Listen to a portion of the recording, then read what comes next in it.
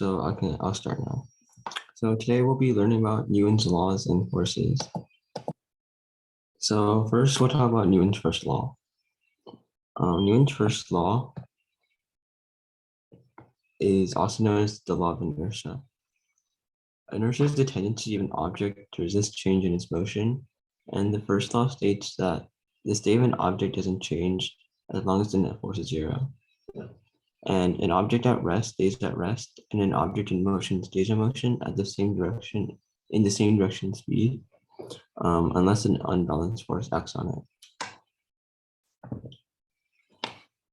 Okay, so the second law is the net force of an object is equal to the product of the acceleration and the mass.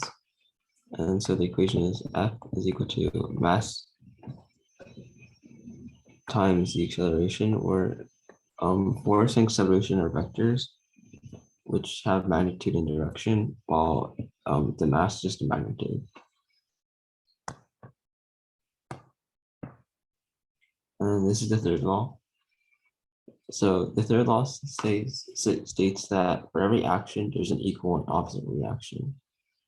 So according to Newton, whenever objects A and B interact with each other, they exert forces upon each other. So if there's a person here and this person here, and they stick their hands out like this, and let's say they touch, then there's a force acted on each of them, which they exert on each other. So what are forces? Forces are measured using newtons. So using this equation again, force is equal to mass times acceleration. The unit for mass is kg, and the unit for acceleration is mass over, meters per second squared. So 1 Newton is equal to kg meter times meter over second squared. And forces in the same direction are added together, and forces in the opposite direction are subtracted. So this is called reinforcing, and this is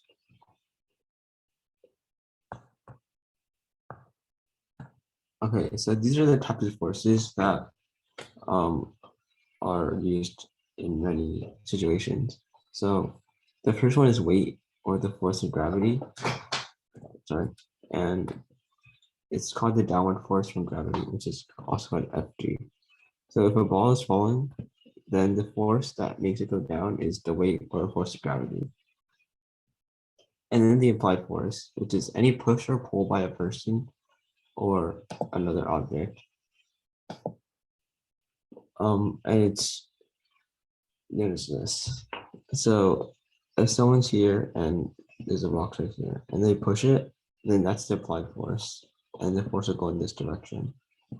So force applied, and this would be the force due to gravity. And the third one is normal force. So the force from the surface the object is on, and it's always perpendicular to the surface. So if a book rests on a table, then the normal force is the one perpendicular to it. So it's this one. This is normal force. And also I forgot to say that for the weight or force of gravity, the equation is mg. And for friction, friction is exerted by surface, always opposite to motion. So again, in this situation, if this applied force is going this way, then and there's a ground right here, then the friction goes like that. And then air resistance. So again, in this situation, if the ball is falling from the sky, then there's an air resistance force like this. So this is the air resistance force. And then tension is the force exerted by rope or cable. So if someone's pulling a rope, the rope's like that, and it's pulling it this way, and there's a tension force in here. And the same for a force exerted by a spring. Okay, so now I'll talk about normal forces. For normal forces, an object that rests on a table has an upward force due to the table. This force is called a normal force because it is always directed normal or perpendicular to the surface. So like I said on the other slide, if a book is here, then the upward force that is perpendicular to the table is called the normal force. So for friction, there are three types of friction. There's static, kinetic, and rotational friction. Static friction is friction between two or more solid objects that are not moving relative to each other. And the equation for static friction is the coefficient static friction. So it'll never be, so this is an important thing to remember, and it's also equal to, so this is the frictional force, and it's equal to the frictional coefficient times normal force. And this is the maximum value of the frictional force. And then there's kinetic friction force, which only applies to an object that is moving, and is otherwise known as sliding force. And also it's the same equation.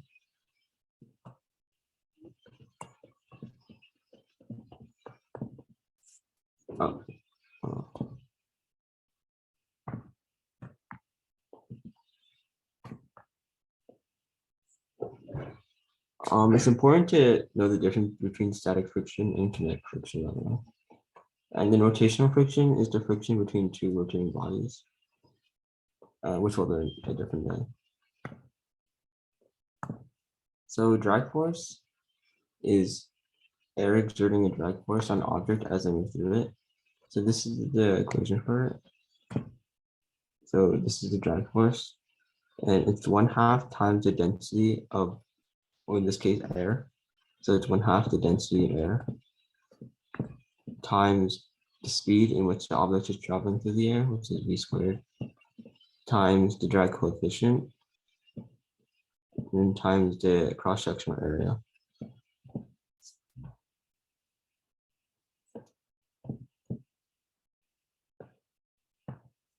And for inclined, this is inclined planes. So for inclined planes,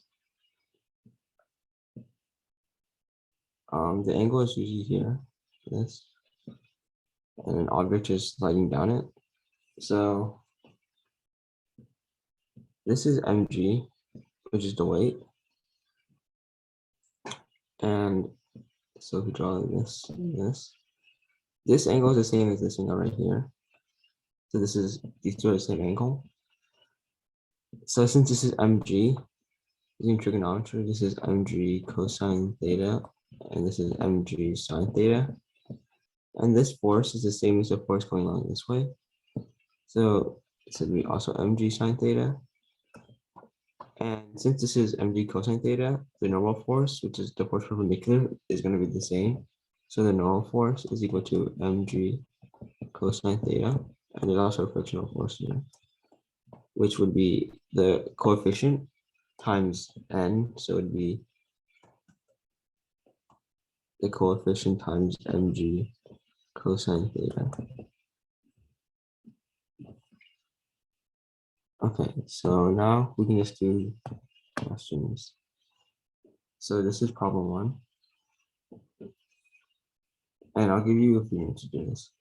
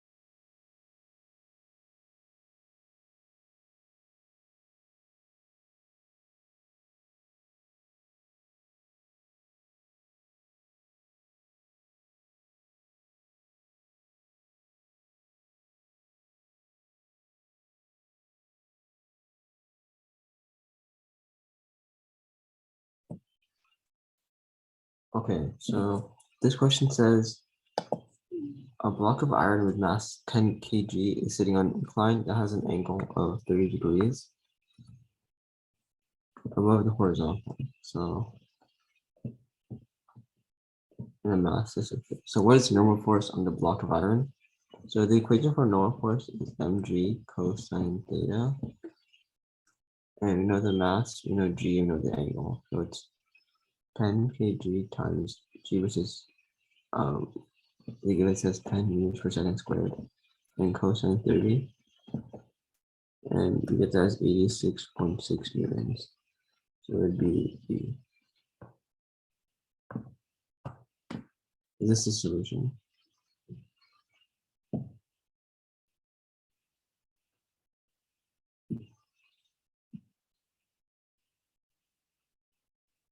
Okay, so this is problem 2.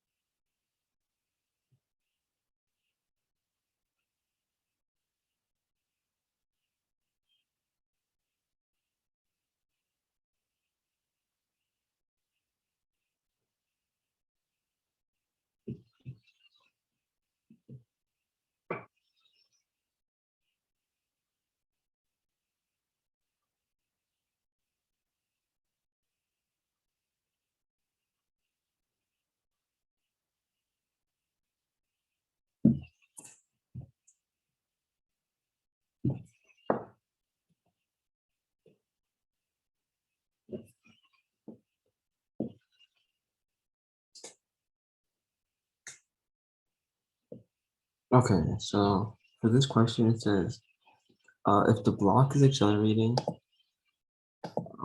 down the slope at an angle of 45 degrees and at a rate of 5 meters per second squared, what is the coefficient of kinetic friction between the block and the slope?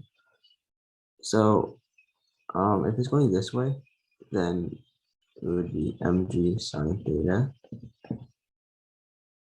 And the friction, as I said before, is kinetic, is the coefficient of kinetic friction, and the normal force, which is going to be mg cosine theta. So to find the coefficient, we would just have to subtract the force of it going down. So like force of G minus the frictional force, which equals MA. So this is the net force right here out of the horizontal, and it's equal to MA. So we know this part is mg sine theta,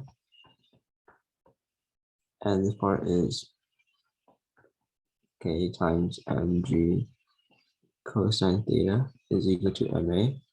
So we can cancel all the m's. So it's g sine theta minus the coefficient times g cosine theta is equal to A. So we know the acceleration is 5 meters per second and the angle is 45 degrees. So G is 10 sine 45 is minus the coefficient times G, this is 10 times cosine 45, and then divided by 8, which is just 5 meters per second. And we get 0.29 as our answer. So this is the solution right here.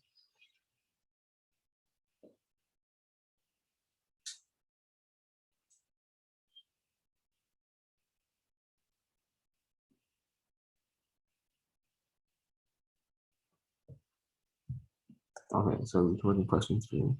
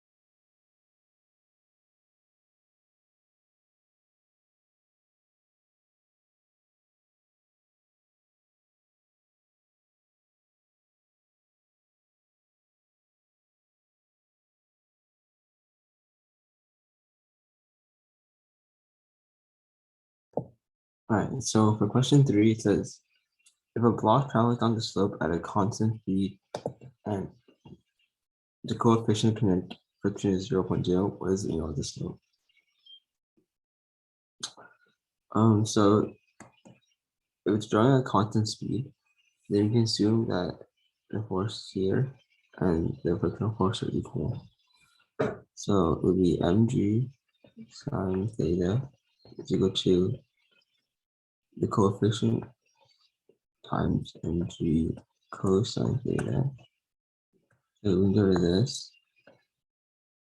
and so 0.2 equal to sine theta over cosine theta. And sine theta over cosine theta is also equal to tangent theta. So to find the angle, we need to draw our tangent theta as 0.2 which is equal to 11.3 degrees. All right, so this is the answer.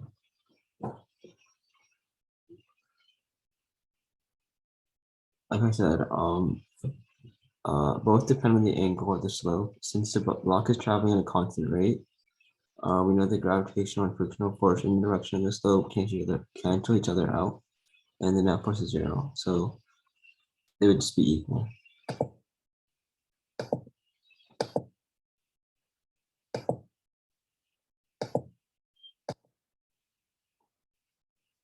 Okay, so this is problem 4.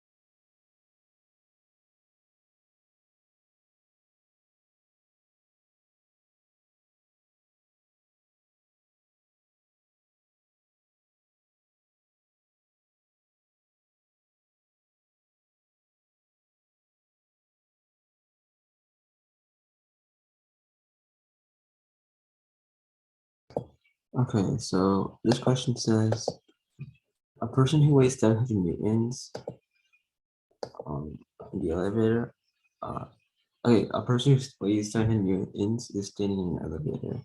The elevator then accelerates upwards at a rate of 4 meters per second squared. During this acceleration, how much does a person weigh? So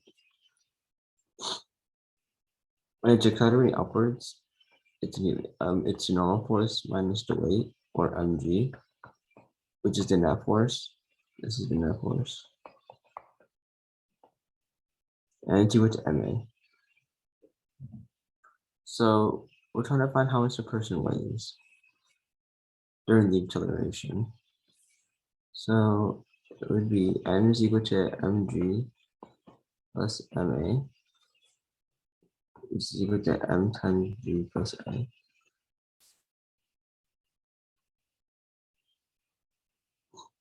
So it gives us the acceleration of 4 meters per second squared. And we know that we can find the mass since we know that he weighs 100 newtons, and we know the weight is equal to mg. Then we can find that the mass is equal to the weight, which is 100 newtons, divided by g, which is 10. So the weight is 70. Or actually, they don't tell us that the acceleration of the gravity is 10, so we just use 9.8, and that would be 71.43 kg. So using this equation to find the force, we do 71.43 times g, which is 9.8, and a, which is 4. So if you solve this equation, you get 986 newtons. That's this option. So just do that here. And at the end, it's cut off, but it says, it just uses this equation and plugs it all in.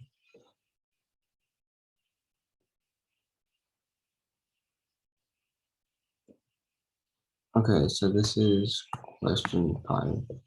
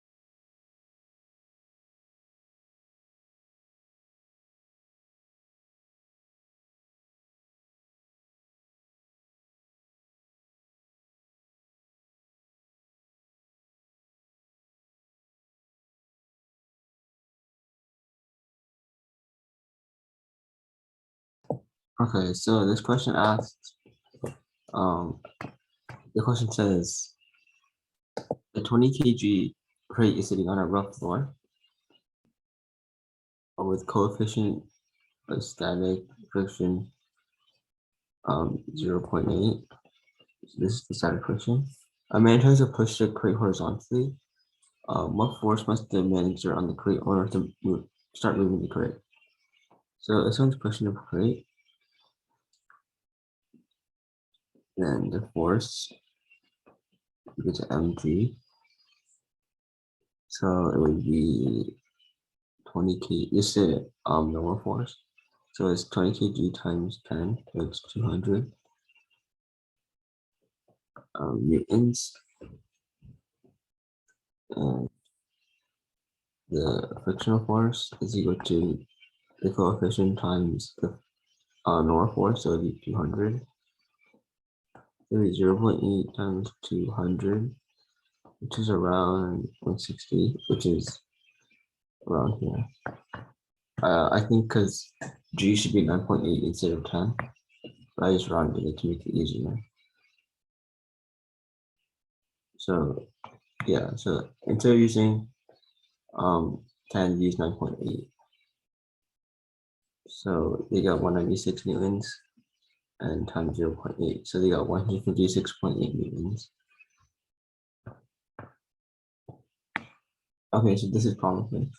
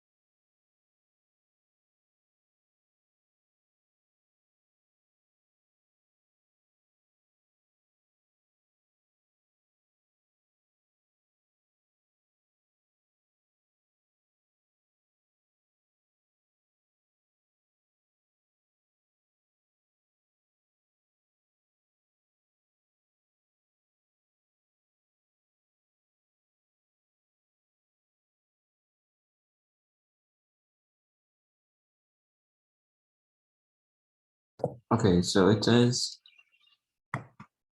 a 48 kg crate is loaded onto a pickup truck. So that.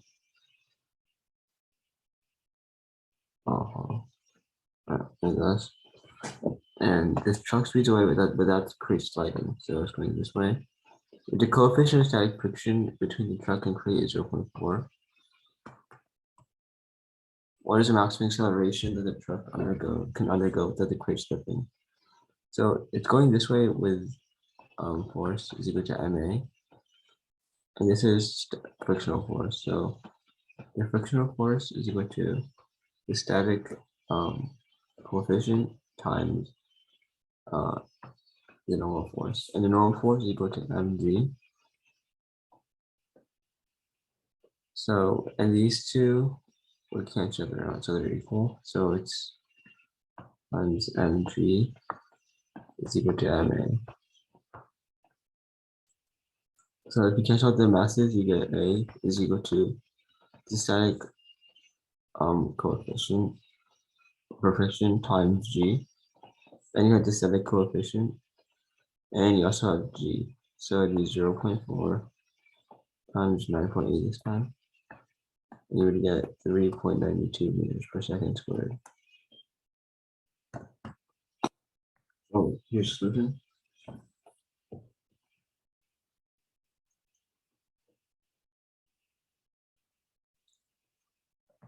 And this is problem 7.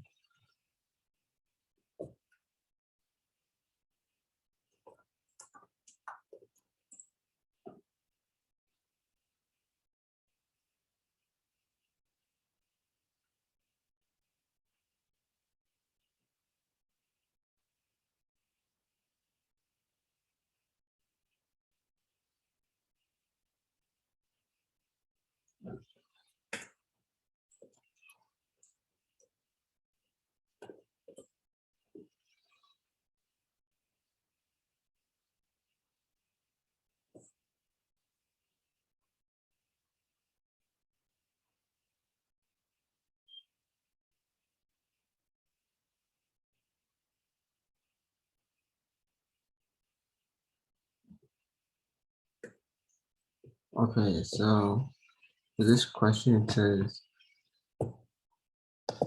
2.9 kg crate slides across the floor for 5 seconds.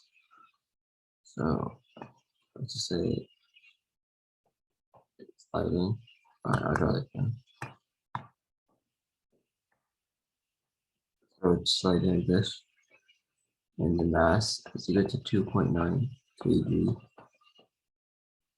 and it's sliding for 5 seconds. So the time is equal to 5. And the full climb rest of 10 meters is from its position. So the distance between these 2 points is 10 meters. So what is the coefficient of kinetic friction? So we know that it's ma is equal to times mu to the times neural force, which is mg. So it's the friction coefficient times mg. So you can cancel out the m. So to find the coefficient, you need a. So first you use one of the kinematic equations. So delta x is equal to the final velocity plus initial velocity squared, and then times t. So we know that the final velocity is 0. So 10, which is the distance, is equal to bi squared times time, which is 5.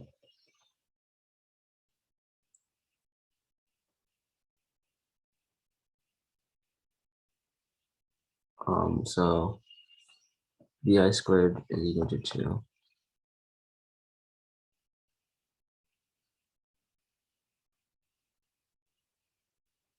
Um, Actually, I'll skip this problem for now. I'll come back to it. Here, you can do question 8 first, actually.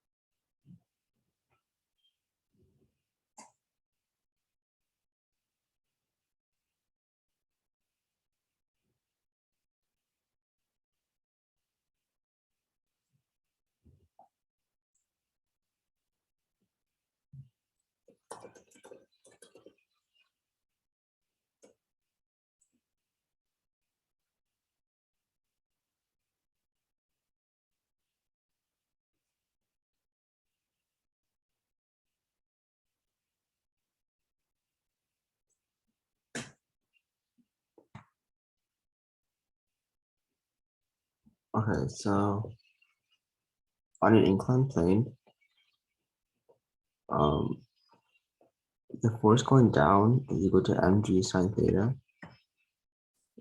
which is also equal to ma. So if this is equal to ma, then the masses cancel out, and a is equal to g sine theta. So it asked, what statement best describes their acceleration once they release? So a is equal to g sine theta, and in this equation, g sine theta, it says nothing about the mass. So since the masses cancel out, these masses don't affect the acceleration. So it would be both cars accelerate at the same rate. In this solution right here.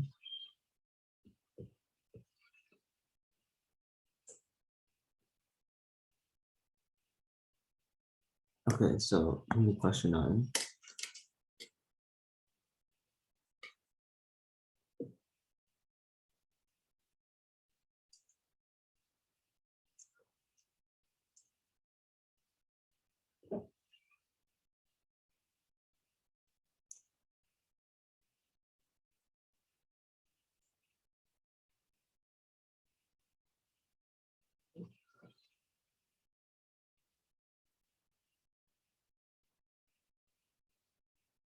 All right, so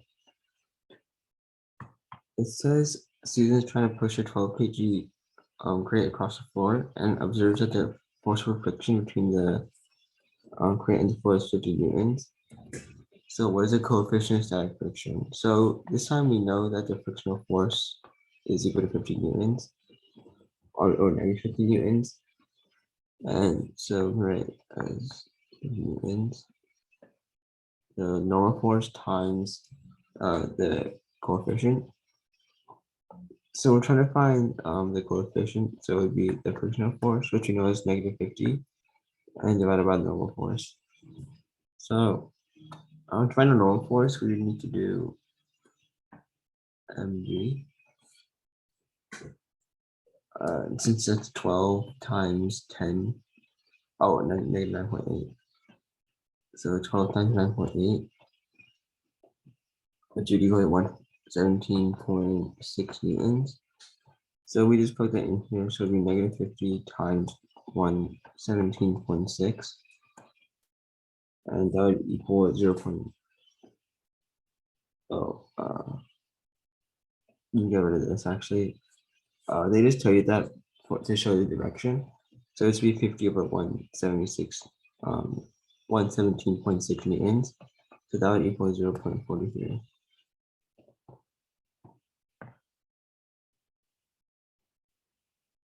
So right here, they actually, since the force of gravity is in the negative direction, they made negative mg. But since the first to the gravity is also negative, they just canceled it out.